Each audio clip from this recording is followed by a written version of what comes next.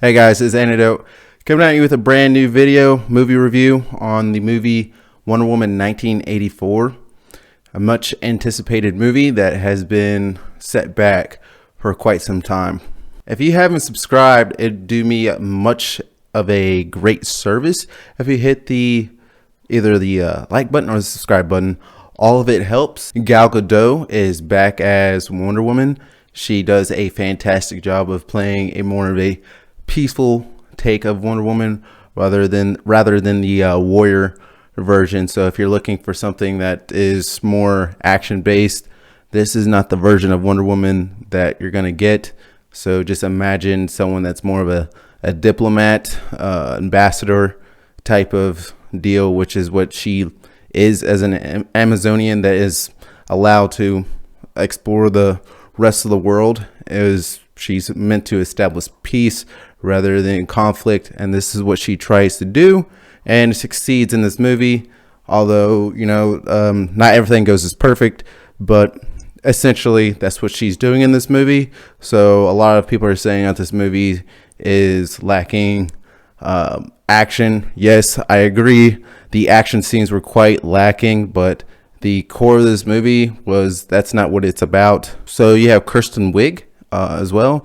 I only know her from SNL and a few other movies that she has done, but she plays as someone that is hard on her times. She grew up being mistreated by her social structure, whether it's her coworkers or people down the street.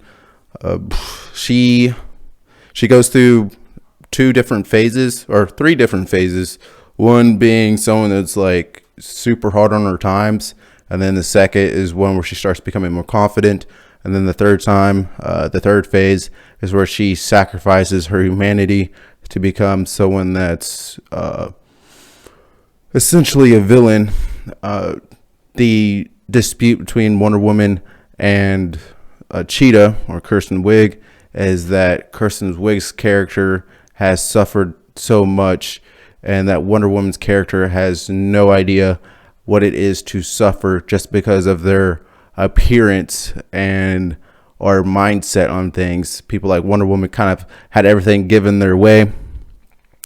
Also in the movie, it points out that Wonder Woman has issues with Chris Pine's death.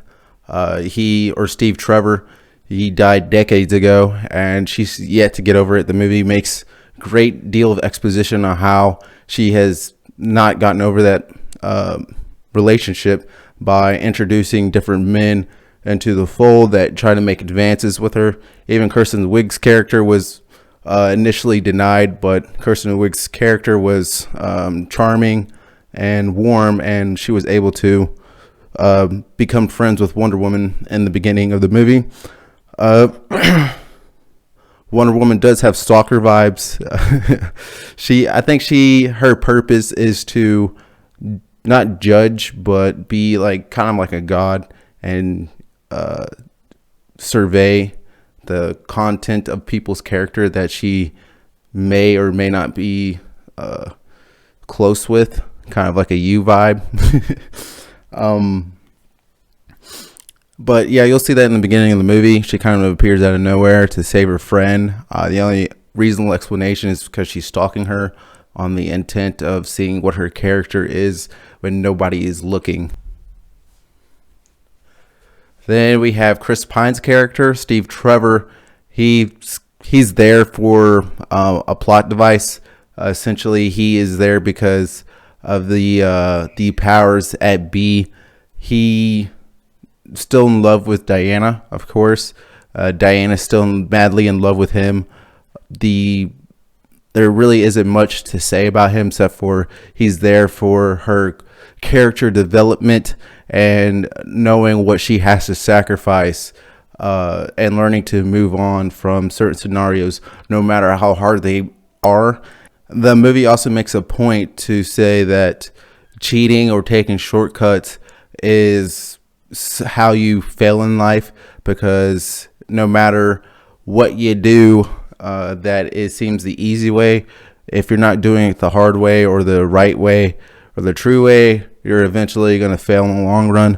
but the movie did miss a point when you'll see it. Wonder Woman kind of, as a little girl, she faces an obstacle. Instead of just sitting down and fretting, she is very resourceful, and she actually navigates a disadvantage from the other competitors and wins she's just about to win the race, but her legal guardians, if you will, deny her winning the race that was a rite of passage versus a bunch of other.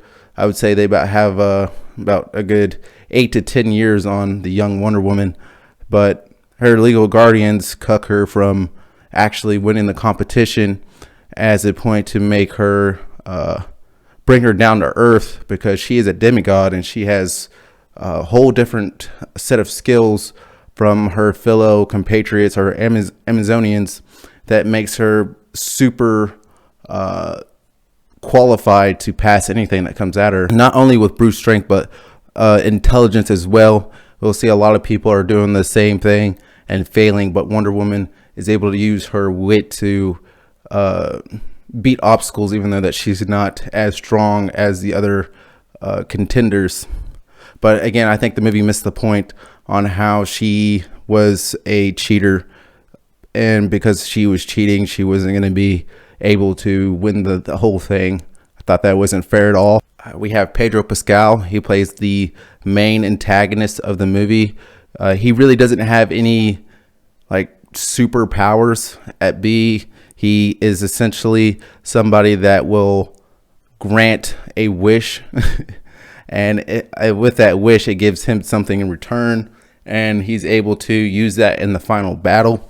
And let's just say the final battle is kind of lackluster. I know she's a diplomat, but I felt like the final sequences, the final act, could have been a lot better with the whole action scenes. The talk no jutsu that she used on Pedro Pascal was kind of boring, but it did resonate with the people that she was trying to connect to. But again, the movie misses a point on like every single human being in the world just having a really good day and trying to repent on what their actions are. I have a hard time believing that. Call me cynical, but no freaking way. Everybody in the world is just like, oh, I'm just gonna recount my wish or whatnot. Pedro Pascal's character, he plays someone that, you know, he definitely has an ego, and he's trying to do all he can for himself. He has a son, but essentially what he's doing is for himself and building his ego up. And he's obviously an intelligent man to get where he's at, even though that he shortchanged a lot of people on his way up to power, and he's trying to see the fall off from that. So he acquires a Deus Ex Machina, which is this object in the movie, and he's able to acquire wherever he wants in the world, pretty much. And with that being said, he easily becomes a megalomaniac that is hell-bent on acquiring everything that he wants.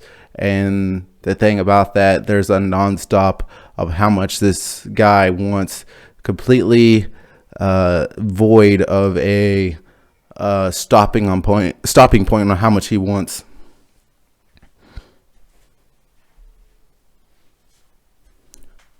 But his acting, he's a veteran. All four of these actors, Wonder Woman, Gal Gadot, Chris Pine, Steve Trevor, Kristen Wiig's character is Cheetah. Although she should have been Latina, but I still think Kristen Wiig did a good job. I just like source material stuff in most cases.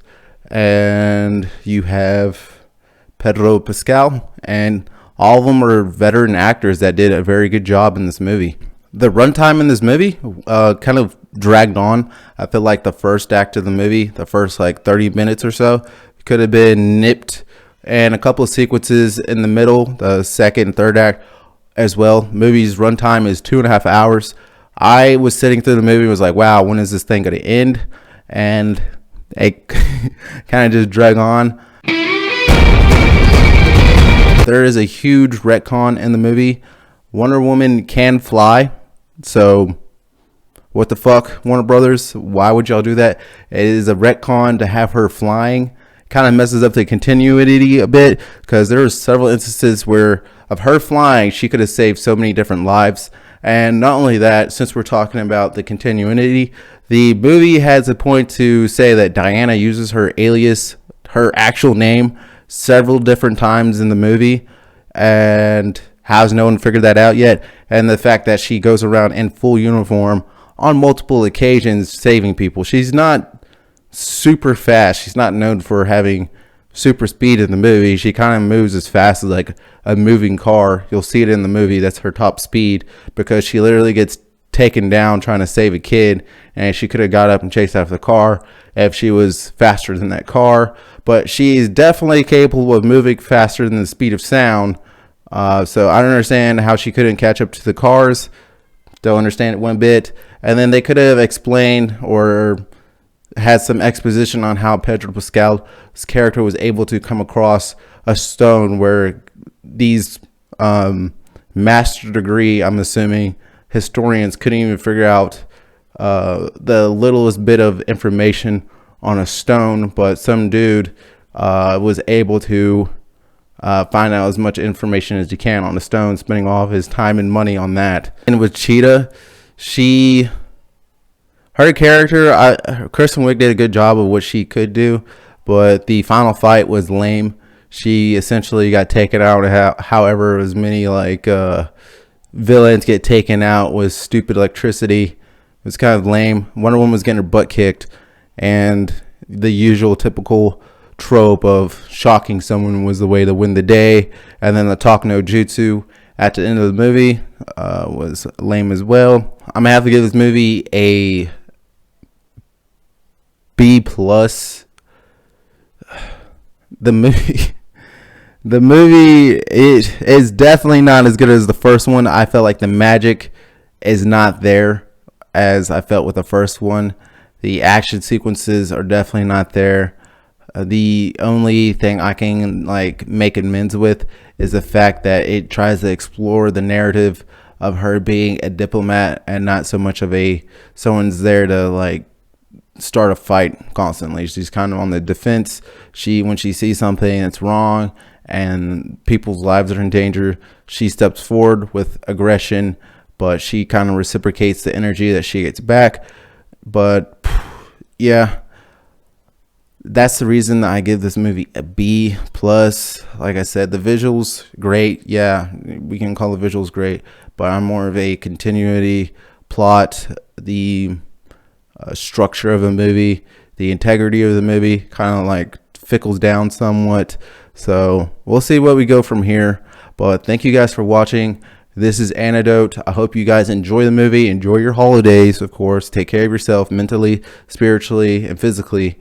And have a good one. Jingle bells, jingle all the way. Oh, what fun it is to ride in a one-horse